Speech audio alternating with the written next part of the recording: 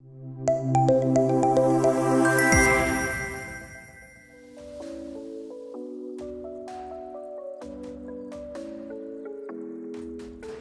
3 discussion on HE, and the topic is research-based learning, skill development, and multidisciplinary approach, a robust ecosystem in HEIs. I request following panel speakers to please come and join us on the dais. Firstly, Dr. Jaywant V. Shelar, Vice Chancellor, IT and Skills University, who is also our session moderator. Let us all welcome him with a huge round of applause. Professor Dr. G.K. Shirude, Vice Chancellor, Sri Balaji University. Sir, I request you to please come and join us on dais. Professor Dr. Yuvraj Lahoti, Controller of Examinations and Evaluations, Vishwakarma University. Do we have him here? Professor Hrridaysh Deshpande, Vice Chancellor, Ajeenkya D.Y. Patil University. Mr. Ashutosh Phatak, Pro Vice Chancellor, Institutional Impact, Vijaybhoomi University. Heartiest welcome, sir. Mr. Anup Menon, Regional Head, West Academics and Government, Business LinkedIn. And also Dr. Sandeep Bhardwaj, Dean Academics, Vivekanand Education Society, Business School.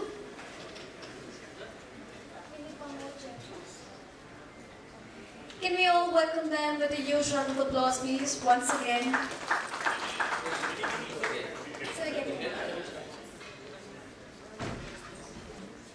I repeat, this session's topic is research-based learning, skill development, and multidisciplinary approach, a robust ecosystem in HEIs. Let us all begin. I request session moderator Dr. Jaywant Shelar sir to please take over. 1 second, sir. 1 second, sir. 1 second. We have one more member to join us. Dr. Rajnikant Rajhans, Dean R&D, NICMAR. Dr. Rajnikant Rajhans, Dean R&D, NICMAR. Sir, I request you to please come and join us on dais.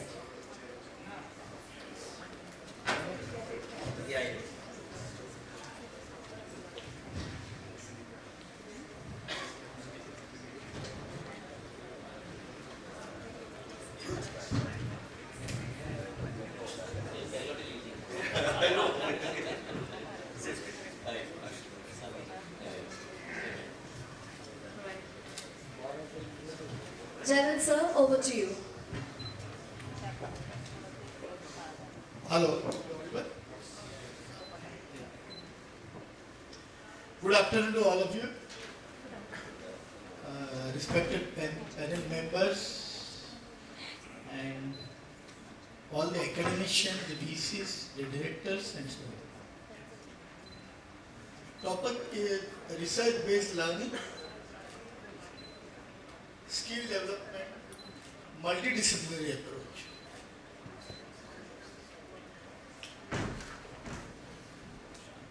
All of you are getting it in the last 3 years, as you say that after COVID, the new NEP has come and all these topics are coming up. I'll brief you about it.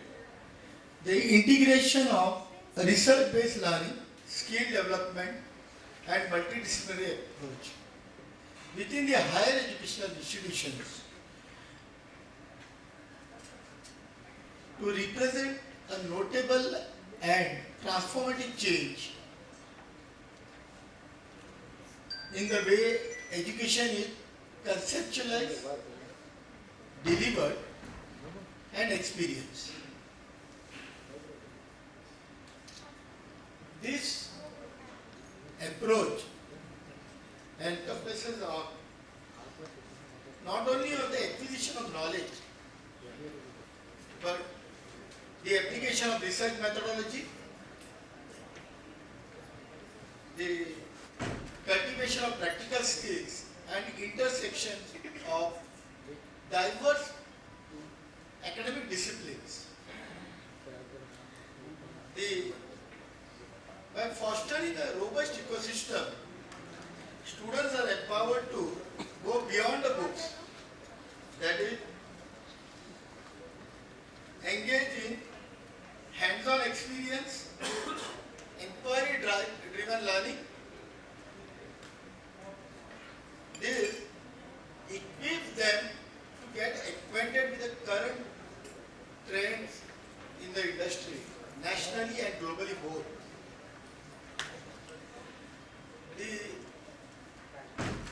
holistic approach aims towards to bridge the gap between the academics and the industry and to prepare the students to tackle the complex challenges and contribute meaningfully to the chosen field and society at large. With this, I request all the panel members to give the introductory remarks on these topics by taking a couple of minutes, as we have a big panel over here, 6 of you. Okay, so we can start. So very good afternoon to all of you. I think the issues with education for last 50 years have been the same topics. And typically on panels such as this, we all talk very good things. And perhaps we don't do those good things when we go back to our offices. So I thought I must be a little provocateur over here and just break a few myths, which in my opinion are myths. The first is there is a correlation between research and teaching excellence. So there is credible research available, you can check it out. Because of paucity of time, I won't go into that. But frankly, there is no correlation between research and teaching excellence. And that doesn't mean that research is not important. It has its own importance, but that's a financial ecosystem which started in the US universities, and that we are not talking about as an necessity in our education system, but perhaps it is not. So time has come, I think we have to look at this. NEP has been quite fortuitous on this matter, where they have already talked about having the focus for the institution, teaching focused institution, research focused institution, and so on. Unfortunately, when we talk of NEP, we don't talk of these qualitative aspects that the NEP talks. They are just going after the quantitative aspect that the NEP has told. That's what regulators do, isn't it? Because they don't have much of the upper end, so what they do is they go for qualitative aspects. Second myth is that there is a gap between industry and academia. I don't believe that industry is in any way ahead of academia. In fact, they are behind, because they do the same job every day, day in, day out. Whereas in academia, we do several things, day in and day out. So the variety with which academia deals with day in, day out is much more wider than the industry deals. It's only just because they are the end consumers of the output that we produce that they kind of have a say, and where they keep cribbing. Oh, you are not good, you are not good. But actually, if we take simply the spending on the research, India is one of the poorest spenders on research when it comes to industry spending on R&D. That shows that the industry is very much behind. So this second myth that there is a gap and all that, I don't think perhaps we need a better understanding of each other. That I am ready to agree, but myth is not true. Third, I think, and this is the last because I don't want to prolong it. Third is this whole myth around skill. And this myth around skill, I think, again has come in as a very short format solution to getting a job. And since the unemployment figures have been increasing, so on and so forth, so right from the government, everybody started talking of skills. But I just like to read a few things which was said by Clayton Christensen.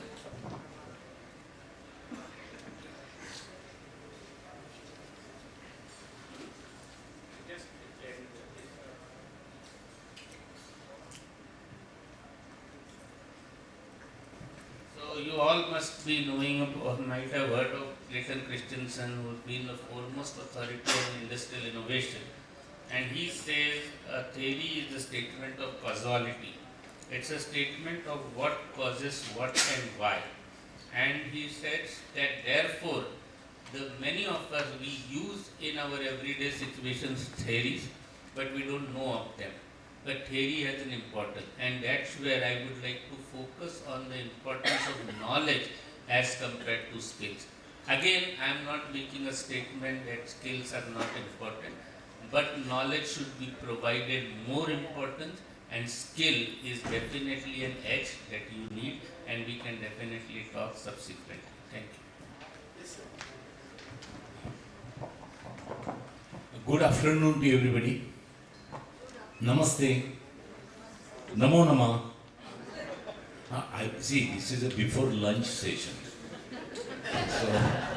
So I have to take care. I have to take care of everybody. Well, what I will do, I fully agree with you. More realistic may not be like every time, but we should be realistic. But at the same time, we should be futuristic. Now, my simple classification and opinion is like this. Whatever we are talking here for higher education system is for India and not for Bharat. I hope you understand this concept. The overall education system, even after NAC accreditation, even after getting National Education Policy 2020, we have to understand the reality, where we are. So the whole education, research, skill, innovation, these are the buzzwords which we are using, we are accustomed with that, and we are happy to use this. But the happiness lies on what are the facts. So there are 4 questions for which we all are answerable. First question is, what are the expectations of the students from us? Second question is, what are the expectations of parents from us? Third question is, what are the expectations of the industries from us, organizations from us, or the different type of the sectors from us? And finally, what are the expectations of the government as far as the university functioning is concerned? Maybe private, maybe self-finance, maybe deemed, or maybe now a cluster, and the all state-funded grantable universities having more than 500 colleges affiliated. Point is, students, what we get and what inputs which we are providing to them, that matters more. And for providing inputs, we should have a settled target in respect of output. So input, process, output, that funda which we have to execute at each and every moment as far as teaching, learning, pedagogy is concerned. Institute-wise, region-wise, religion-wise, it varies. And therefore, it is not a common as far as the fundamentals are concerned. Sir, what you have said, that is absolutely correct. Basic foundation of education is knowledge. Knowledge follows the skills. And then knowledge and skills combined, we need research. And when research is accompanied with knowledge and skills, then we will find out something going to be useful demanded in the market. And market I mean where the jobs are available, or even new startups, or the different type of the hubs we are talking today. Pandemic has given us a one good gift, and that is virtual online learning. We are digitally highly friendly. And when students are also highly friendly, I am talking about India. Students are also friendly, teachers are also friendly. But at the same time, to read between 2 words, to read between 2 lines requires in-depth understanding, in-depth dialogue between the student and the teachers. And here library plays a very significant role. Long working hours may not be recommended always, but it is said and it is proved that students learn more. Along with classroom, students learn more outside of the classroom. And there we have to give them more priority and more the different type of the freedoms. Yes, I know. I will hand over to my next speaker. Thank you, sir. Thank you, sir. Well, I am actually an outsider in this space because I don't come traditionally from education. So I may have a slightly different point of view from you, sir. Um, I'm a composer and a producer. I make music for a living, and I've done about 3,000-4,000 commercials. I've been entrenched in the production industry, and I also had a live performance venue called the Blue Frog. So that was my culture. I was brought into that, and then about 10 years ago, I decided to start a school called the True School of Music, and that was because we discovered that the education for contemporary music was not available around, and so I came back, created a curriculum working backwards from what is actually required as a skill within the music industry. And that was made into a 3-year course, which we in fact wrote the qualification packs for the NSDC for the music programmer and composer and the producer certificates. And then what happened is during the pandemic, school had to shut. Then we actually partnered with a fantastic new institution called Vijaybhoomi University, and I came on board where my 3-year course, which I started, became a degree. So now we are doing full-fledged degrees in Bachelor of Music in Contemporary Production, B.Tech in Sound Engineering, things like that. So I've actually come completely from a business-oriented to industry-oriented into the education space, and I think it's really important that we understand how you eventually end up in the business. So what we teach is what we actually call portfolio careers, right? So if you're a composer, you have to do, sometimes you do a jingle, sometimes you do a session, sometimes you do a sound engineering thing. It's a portfolio career. And what I was fascinated by was that the multidisciplinary aspect of education is fundamentally important, I feel, in the future. I personally I went to Wharton to do economics thing, but I did a music degree also. So now we have people at Vijaybhoomi University who are studying music in AI. They're studying design in AI. And I think the future, in my opinion, is finding out what your personal passions are and joining the dots between all the things that you love and actually creating a new opportunity and a career out of that. So our focus, and I truly strongly believe in the skill aspect, the skill training, and the multidisciplinary training. I think the knowledge is an overview thing that we have to all imbibe, but how you approach it, I think is important, especially in the world these kids are growing up into in 3 years does not exist right now, right? But it literally does not exist. So we have to prepare them to think, to have adaptive qualities, and for that they need to have very good industry connects too. So I think it's really important for industry to come into the education space. So we also have artists like Aisan, Loy, Ram, Sampath all coming and teaching in our schools and being part of that. So I feel the future is an integration of all these things. Thank you. I'll keep the thread going ahead with sir. As he mentioned about music, composition and everything, a multidisciplinary approach is required. For music, psychology is also required. In psychology, what I teach, business is required, economics, everything. And also I will second thought with Honorable Hrridaysh Deshpande sir also. Knowledge creation and a knowledge society is the most critical part.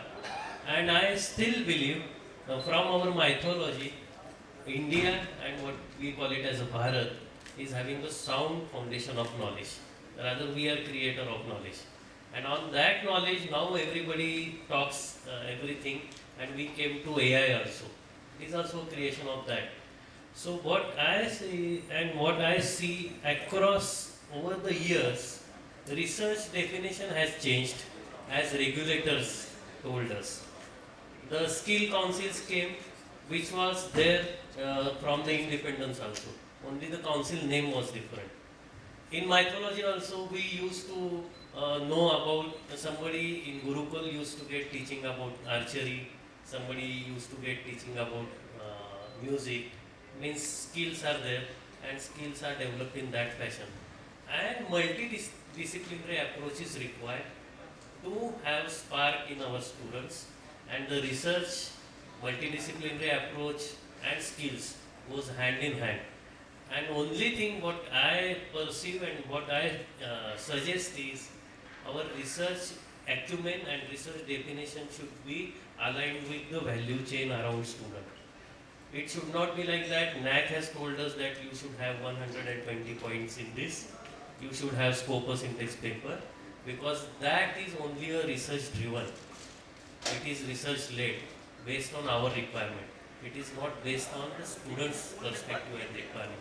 So my submission is it is all integrated, and as a leaders of private education wings of this society, we should always try and we should focus on student value chain creation around this. Thank you. Hi, good afternoon, everybody.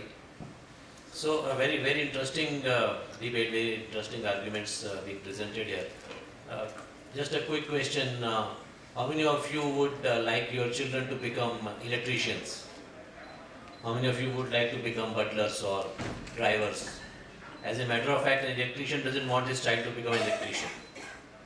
So, the fact of life is that skills, okay, and rightly said by Sir here is that all of this that has been pressured because of employment issues and because there is no employment, so we are trying to push people into those skills which they probably they want or they don't want to imbibe.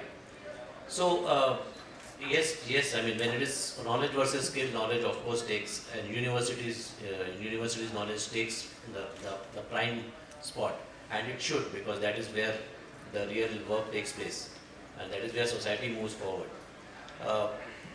But then, does it actually get you the bread and butter and bacon? It doesn't actually.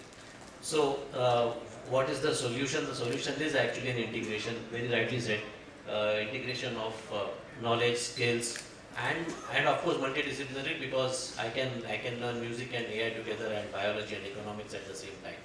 So, which is where we come in. Because we have seen an education system coming from where we were to what our children are seeing today. So, and I believe that is what exactly is the agenda of this panel or this seminar, is that we need to find out ways how we integrate the knowledge, skills, and the multidisciplinary approach to attain all of these. So, I think it's not this versus that. I think it's a combination of how we can present it to the students. Thank you.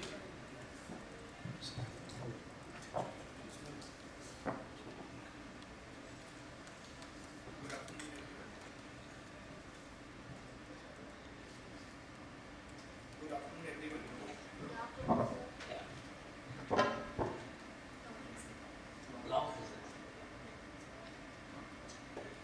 Good afternoon again.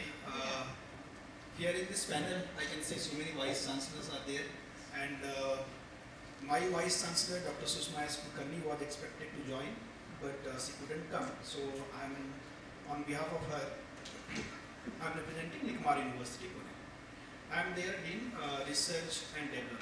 So this topic was very well, aligned with my duties, what I'm performing there. So first I ask a question: what is research? Are we doing research or are we publishing? These two are different. Some of the panel members also say, is it publication we are targeting or is it research we are targeting? So first we need to ask, what are the things we are trying to do through research? For research, we need to first identify my inputs, like one of the panel members said. Inputs are important. Processes are important.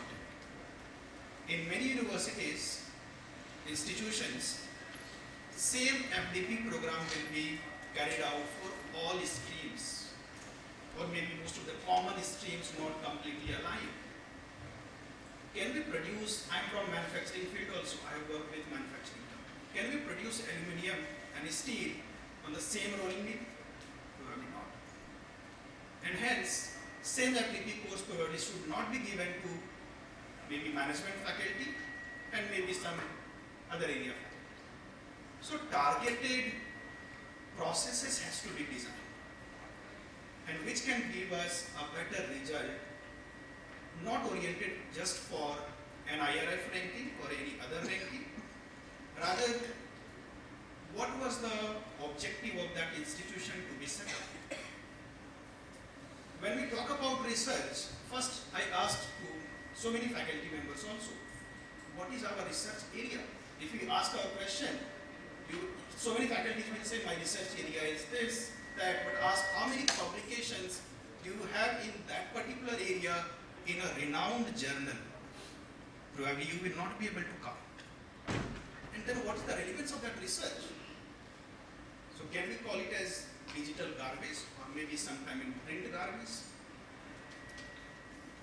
So now what can be done? We can define research. Normally I call it as CEB model. Community, environment and business. So if we are delivering a course which is related to community, then take students to the community, ask them, observe the problems, and then bring it in the form of small caselets in the beginning of the class. And we are following this. Like I will take one example of sustainable transportation in Pune is one of the prime focus of currently municipal corporation. So we are tying up with the local bus stops and the authorities, and we are trying to understand why general people are not commuting to their offices through public transport. We are facing traffic problem. So we are aligning our research to community. We are more in construction. We are creating our students for big brands, but we forget about our near neighborhood. So now we have so many initiatives, like we are going to the old societies, residential houses, and we are asking their problems. We are bringing it to the classroom. And then we are asking students, how can you take this particular problem, this society, this particular residential building or community they are facing. So this is what the real research will come out, and practically we can show to or give the solution to the community. For skills, I have a little different opinion. Skills, why do we require skills? Is about getting efficiency. Processes are already laid down. Outputs are already there. Inputs are there. What do we need to do? We need to achieve efficiency. This is what we do in production process. So efficiency has to be achieved, then skill has to be gained. And it doesn't mean that you will remain always in that particular. A plumber can become a designer of a pipe. So first become a good plumber, then you aspire to become a designer of a pipe. And hence, this aspect of research-based skills and education is important. Just we need to rethink how to realign ourselves in the education system. Thank you.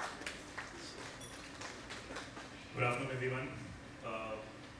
I do align with most of them, but one thing which I'd like to talk about is our NEP has a major component which talks about equitable education, and it talks about quality education, which I believe is something which eventually turns into research.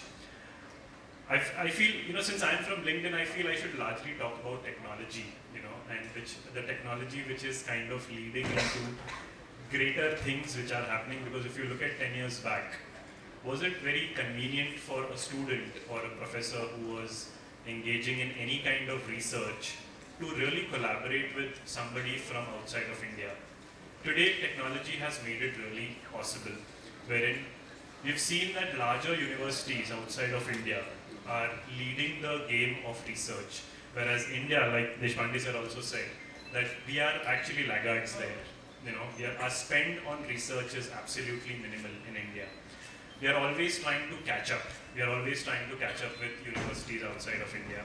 And I feel that, this is a 2 cents from me, is adoption of technology is one thing which can really change that. And this is not just from a student perspective, this is also from a university perspective, this is also from a government perspective, wherein how efficiently can you make things easier, how efficiently can you make things more convenient, make things more multidisciplinary, like you can I think, sir, you mentioned about music, you mentioned about a couple of other things, and skills is something which is completely, misinterpreted in most of the places. Because, like I said in my earlier session also, a software engineer today need not be a bachelor in IT need not be a software engineer.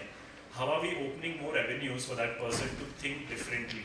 That's where larger responsibility lies. And also, in conclusion, I'll say that one big thing which I kind of personally believe is, rather than research-based learning, how can we also look at problem-based learning, wherein we are trying to achieve a problem, we are trying to achieve a solution to a problem, and we are trying to get students thinking more collaboratively in that space, and that's where I believe the real research starts. And this is where they can do good to the society, to the college itself, and that's a larger win for a student and the university.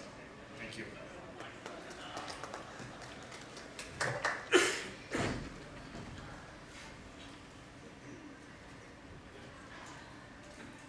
This is a question to all the panel members. Now, since NEP new model, education models have come up, research-based learning or the skill development, how will you integrate in your course curriculum? Research is already the knowledge is there, but now how will you integrate into the course curriculum where it is not there? Because all of you are from the private university. That's another myth that private university is gotten anywhere less. I think we are better. That's first. Having said that, I think so I would borrow from Shirude's very opening remarks, where he put in a kind of a waterfall model of student, parent, industry, and society, that kind of thing.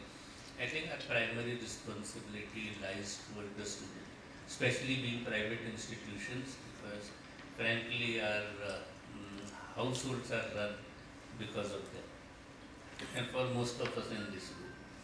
So even from that perspective also, the primary focus should be a student, and everything has to fall from that nucleus point of view.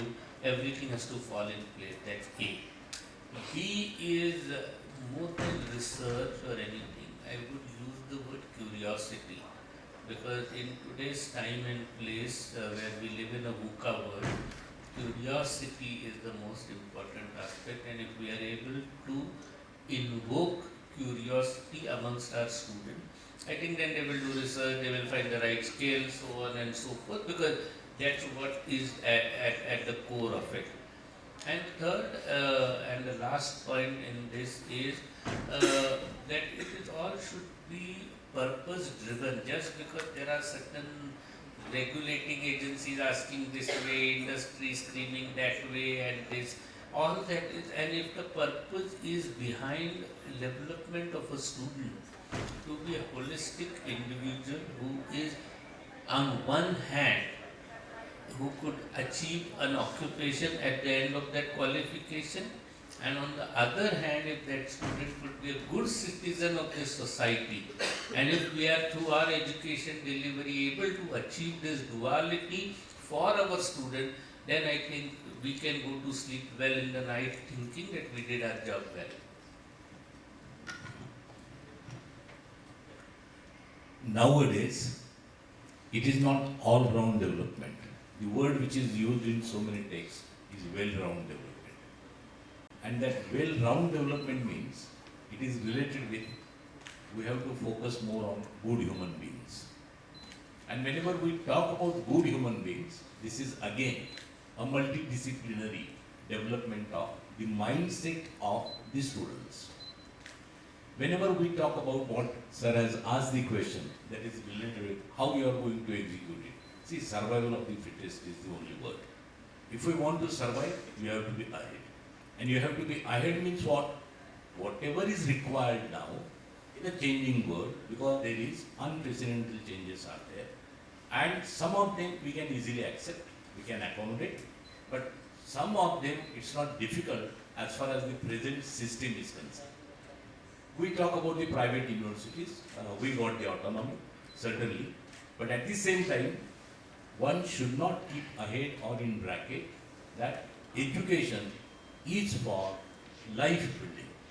Education is for character building. And education is also for the society and the nation.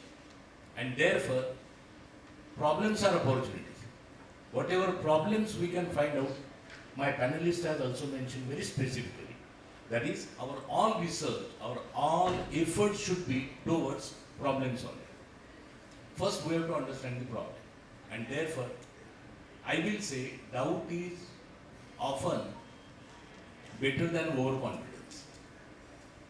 Are we giving this free environment in the class teaching?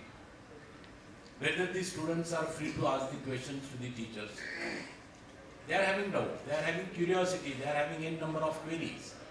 And therefore, doubt is often better than overconfidence. Inquiry leads to solve the doubts. And if inquiry leads to solve the doubt, then here the question comes with reality. That is the seed which is required for the research. And therefore, my simple submission is that if we want to be practical and research oriented, having utility in respect of our curriculum and everything, then certainly we have to execute institute industry interaction, different type of the modules which we have to incorporate in our curricula as far as the requirement of the industry is concerned, particularly in PG programs. The third semester, second semester, where we can find out these type of individual models has to be implemented. And now the question comes whether our faculty is ready, whether our mentors are ready to face this. No. We have to focus more on professional development of faculties. I will not say faculty development program. This is a very buzzword term, FDP and all. And we do it for the bookish purpose or satisfying certain norms.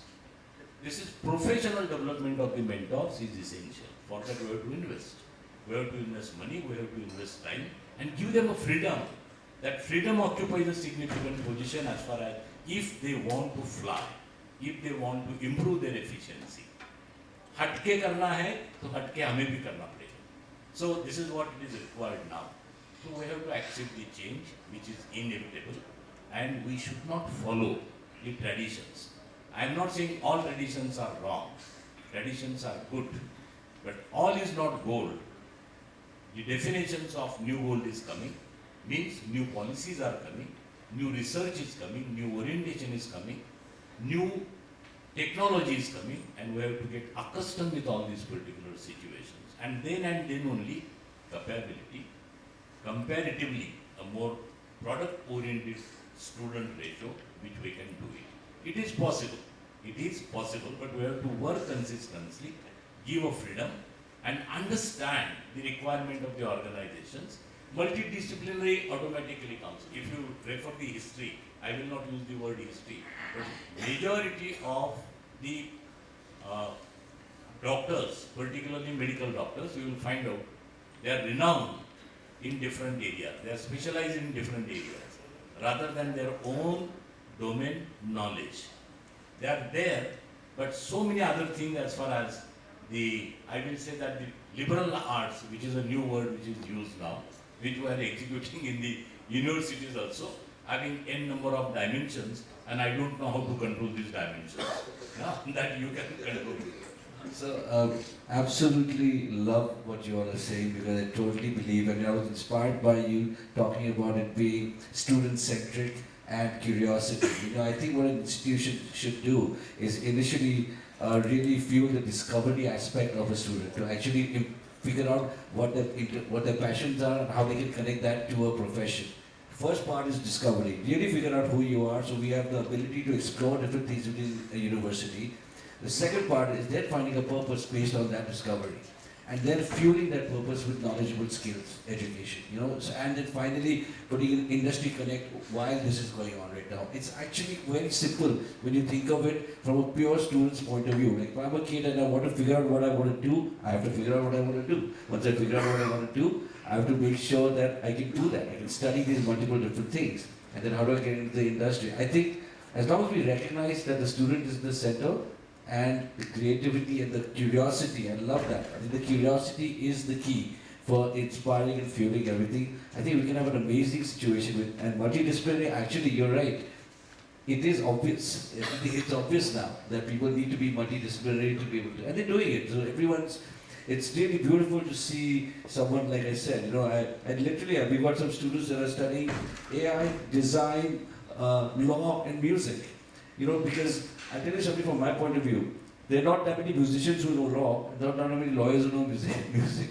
So if someone who studies the both, you've got a really great employment opportunity.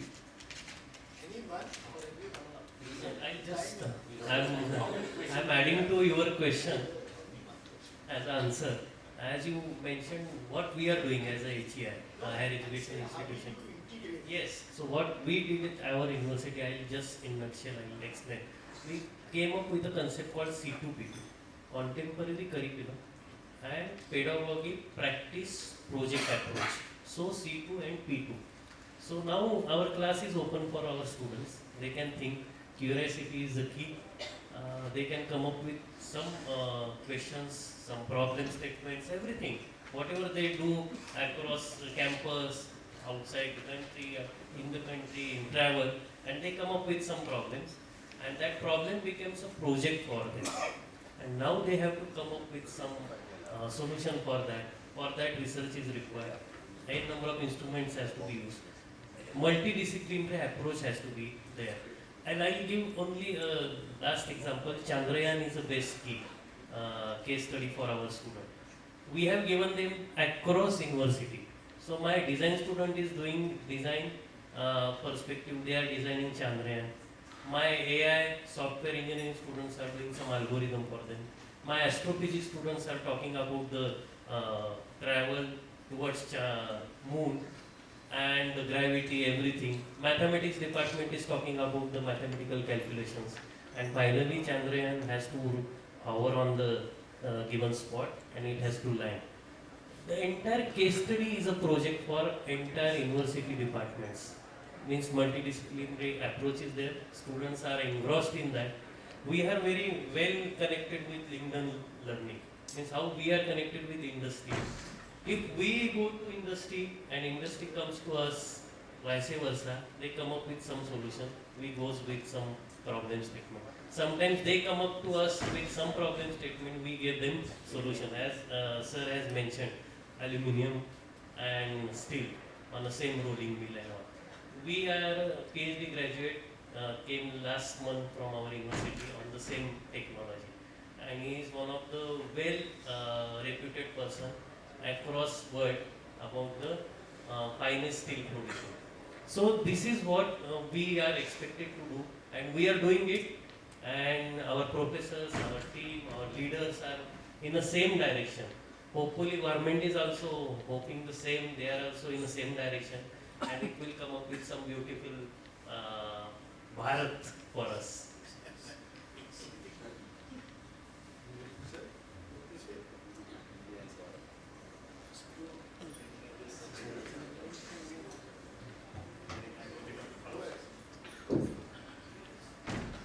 Hello. I think I'm the only one standing between lunch and this session right now, so I'll just conclude by saying that there's one factor which I've seen globally which is happening called as an externship. You know, I don't know how many people are aware of that. So externship is largely a format which is more like a 8-week session where a student gets to shadow with a professional. I believe that this is high time that even we start introducing such concepts in India, because that also opens up an avenue, like sir said about curiosity. How can a person be curious, or how can a student not be curious if he's not given those avenues to understand where is that problem and how can I solve? So I think one factor which can really influence research is externship, and yeah, that's it. Thank you very much.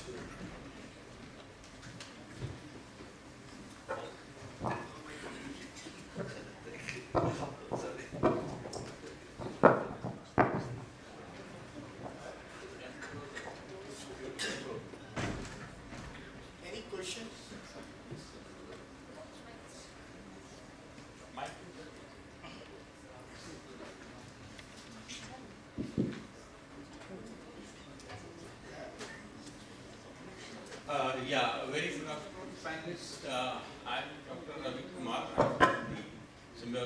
Bachelor of Business Management. So for all these themes and all, the critical aspect is getting the right faculty. And today, one hand there is pressure for the research, as saying NIRF, this, that, US, this, that, Scopus, Web of Science pressure. The other hand, the teachers have to be really good in the class with sort of an industry-oriented teaching. So these are two diverse aspects, and what I have found in many of my personal examples is that there is a great teacher, but a very poor researcher, but a poor researcher, but a great teacher. So these kinds of challenges are there. So is it time? And then on top of that, they have to do administrative duties also. That is another angle. So is it time that we have something like a teaching track, a research track, where the faculties excel in what they are able to do, rather than forcing them to become all-rounders? This is my question to anyone. Yes. So I completely agree with you, and with regard to that, what we have done I can share with you, and I have my colleague here in the audience, Dr. Ashwini Soni. You can always talk to her offline. We have now divided faculty into these three categories: research faculty, teaching faculty, and service to the university. And those people who are research faculty has absolutely minimal teaching load, and vice versa, the teaching faculty, we don't expect them to have much publication and things like that. There are also faculty who are very essential for life on the campus. Absolutely essential. We cannot ignore them. So to them we expect minimal teaching, but we expect them to be bring in more value addition through other means. And no doubt it increases the faculty count a little bit, but at the end we hope that it will be all worth it.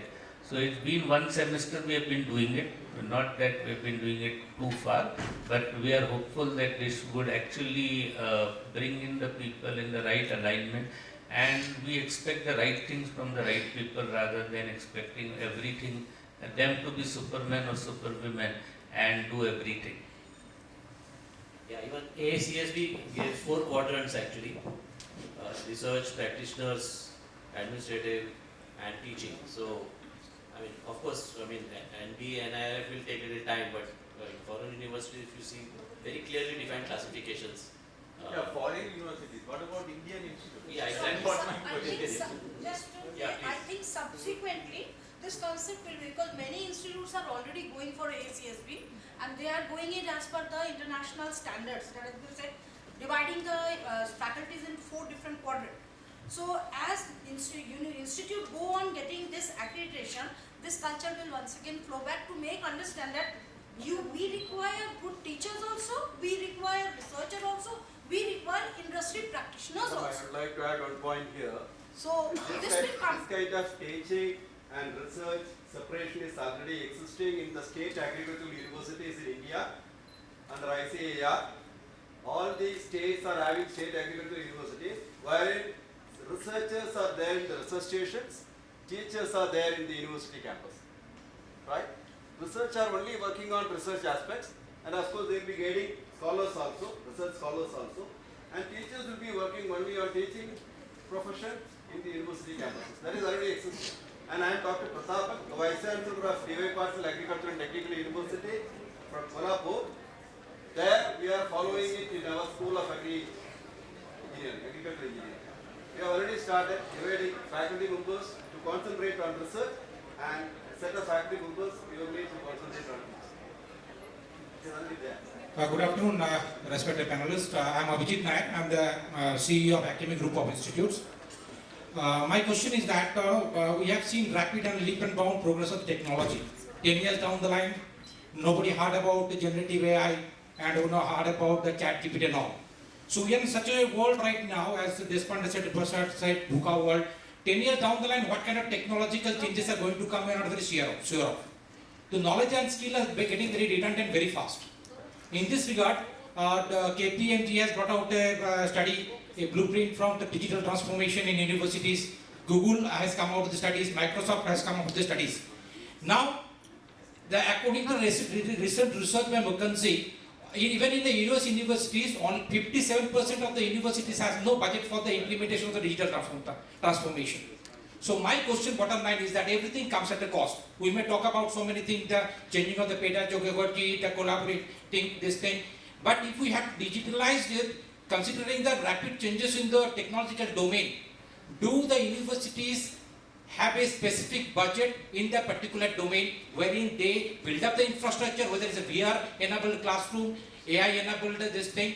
So what is the budget provisions have you kept? Otherwise, all the talk that we do is not going to fructify. So that is my question, because all the senior people are sitting over here. Thank you. So what happens is, as people start adopting technology, that the cost of technology comes down. The more and more people will adopt technology, it will come down automatically. So it's not a question that we can't afford, we may not be able to afford now, but as we go forward, I think it will become so cheap that all of us will be using it, all kinds of technologies as we go along. Sir, I have a question over here. So somebody told that a poor researcher, good teacher, poor teacher and good researcher.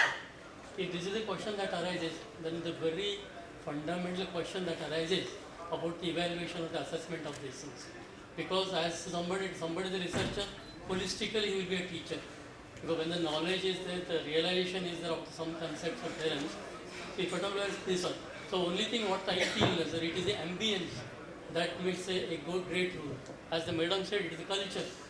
That what we need to bring it, that will bring out whatever the talent the people are having. But sometimes what happens is, somebody also talked about the pressure and all. Sometimes the pressure is also good, because most of us are eating through the whatever that comes from the pressure cooker only. But the pressure to the extent of what this one is also not this one. So therefore the ambience in the institute or the universities or whatever it is, that plays an important role. I hope this is lunchtime, but I would like to share with you one thing that happened with my daughter. I'm not personally saying that, she was very small and all. She wanted to break a berry seed that is. So he wanted to break it. Every time she hits it, it was moving out. Everything, it was moving out. Once it came out of the door, and due to the environment, the moisture, the soil where it has fallen, so ultimately it has germinated. That means the shell has automatically opened up. So that you realize, what I realize is, it is the ambience. Everyone is having some seed or some core thing what we are having. But only thing is what they should open up, or that like that ambience should be created. Then only it's possible. So I would like to have your views and suggestions for this. Definitely, I agree with you, sir. Ambience culture is the most important part. And one of the audience here, he was talking about input. Yes, you need to be very, very selective when we are talking about your any recruitment, be it faculty, be it student, or be it your library, books and resources. So yes, environment has to be created, and it comes with like time. So universities, sir was rightly pointing out how private universities will do. I'm a finance faculty, so I understand cash flow and I understand sustainable cash flow. So we need to move or talk more about sustainable cash flow, how we can sustain over the period rather than going suddenly a very high in ranking and then falling down or maybe not able to survive. So this is what we can create a good culture, good environment, sir, with like-minded people who are aligned with the vision of the university, then only we can go for good outcomes.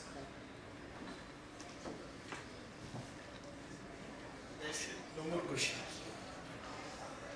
Thanks to all the panel members for sharing their valuable thoughts and input.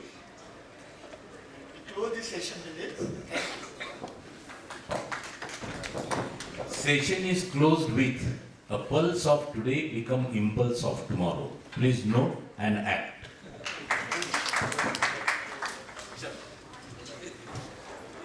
Hello, mic check. Gentlemen, I request you to please be on stage as we still have the felicitation remaining. I request Dr. Jaywant V. Shelar, session moderator, to please felicitate all the speakers. Professor Dr. G.K. Shirude. I request Anand sir to please be a part of this.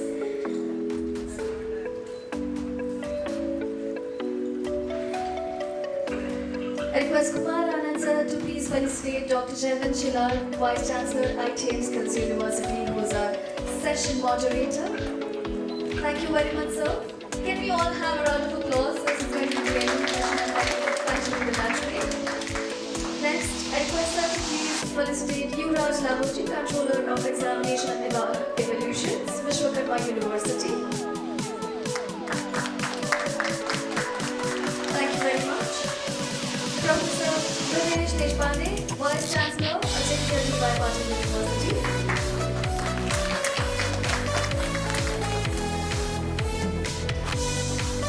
Dr. Rajnikant, Rajhans, D. R&D, NICMAR.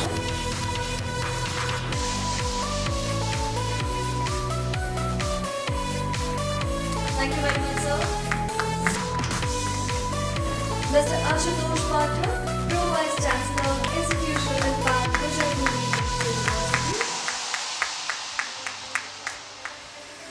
Thank you very much, sir. And now I'd request sir to please felicitate Mr. Bhardwaj, Dean Academics, Vivekanand Education Society's Business School,